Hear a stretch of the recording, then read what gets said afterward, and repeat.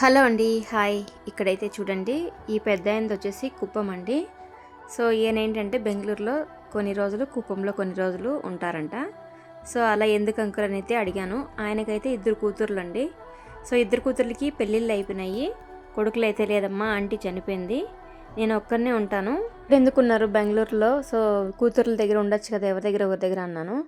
వాళ్ళ దగ్గర ఉండొచ్చమ్మా, కానీ ఎన్ని రోజులు వాళ్ళ దగ్గరే ఉంటే వాళ్ళకి పిల్లలు అల్లుండ్లతో, అంటే వాళ్ళ మొగుడు పిల్లల మధ్యలో నా వల్ల ఇంకొక ప్రాబ్లం వాళ్ళ మధ్యలో గొడవలు రాకూడదని, అందుకోసం నేను ఇక్కడ ఇలా బిచ్చమెత్తుకుంటూ నా జీవనాన్ని ఇక్కడ గడిపేస్తున్నాను. ఎప్పుడన్నా ఒకసారి వెళ్ళి చూసుకొని వస్తూ ఉంటానమ్మా. అంకుల్కి ఎడం చేయ ఎడం కాలు రెండు సరిగా పనిచేయవండి. పక్షవాతం అయితే వచ్చిందంటే ఇంతకుముందు కొంచెం బెటర్ అయింది, కానీ పూర్తిగా బెటర్ అవ్వలేదు.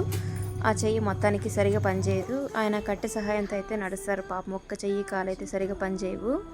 అలా ఉన్న ఆయన ఎవరి సపోర్ట్ లేకుండా ఇలా సింగిల్గా పాపం లైఫ్ లీడ్ చేస్తున్నారు. చాలా గ్రేట్ అనిపించింది ఆ తండ్రిని చూసి, చాలా బాధగా అనిపించేసి అంకుల్కి అయితే కొంచెం ఫుడ్ ఇచ్చేసి హ్యాపీగా మాట్లాడారు. సో ఫుడ్ ఇచ్చేసి కొన్ని బిస్కెట్లు, ఫ్రూట్స్ అవి ఇచ్చేసి అక్కడి నుంచి అయితే ఒక రూమ్ లాగా ఉండదంట. సో అక్కడ వెళ్ళి పడుకుంటానన్నారు. నేను అదే అడుగుతున్నాను అంకుల్ని. ఇదేంటంటే మైక్ పెట్టుకున్నాను, కానీ ఆ మైక్ ఎప్పుడు ఆగిపోతుందో నాకే తెలియట్లేదు. సో అది మైక్ సౌండ్, రియల్ సౌండ్స్ పెడదామనేసి మైక్ పెట్టుకున్నాను, కానీ అది ఒక దగ్గర అయితే వచ్చింది, మళ్ళీ ఎక్కడా రాలేదండి. సో అలాగే కొంత మనీ కూడా ఇచ్చేసి, ఇంకా రియల్ సౌండ్స్ అయితే చాలా బాగుండేది. అంకుల్ చాలాసేపు చాలా చెప్పారు ఆయన బాధలన్నీ. సో అవన్నీ ఇంకా నాకు గుర్తుండాలంటే కొంచెం కష్టమైన పని, కొన్ని గుర్తుంటాయి.